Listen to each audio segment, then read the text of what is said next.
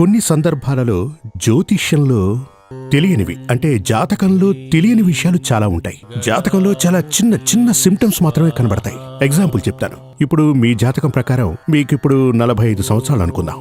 మీ ఇంట్లో దొంగతనం జరుగుతుంది అని జాతకంలో ఉంటే గనక తప్పకుండా మరి దొంగతనం జరుగుతుంది. మరి దొంగలించింది ఎవరు, దొంగలించిన వ్యక్తులెవరు, తిరిగి ఆ వస్తువులు దొరుకుతాయా లేదా అనేది జాతకంలో తెలియదు, ప్రశ్న వేస్తేనే తెలుస్తుంది. అదే కాకుండా మీరు పుట్టిన సమయానికి చేతబడి బ్లాక్ మ్యాజిక్ లాంటివి లేవు. మంచి జాతకమే ఉన్నట్టుండి మీ జీవితంలోకి ఒక శత్రువు వచ్చి వాడే ఇలాంటివన్నీ క్రియేట్ చేయడం జరిగింది.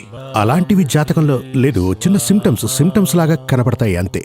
చిన్న సిమ్టమ్స్ కనబడుతూ ఉంటాయి. వాటి ద్వారా మనం తెలుసుకోవచ్చు. కానీ కన్ఫర్మ్ చేయాలి అంటే మాత్రం ప్రశ్న ద్వారానే తెలుసుకోవాలి.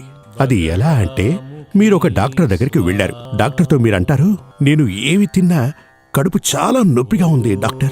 తినకపోయినా అదే సమస్య వస్తోంది. ఏమో తెలియటం లేదు, కడుపులో ఒకటే ప్రాబ్లం. డాక్టర్ ముందుగా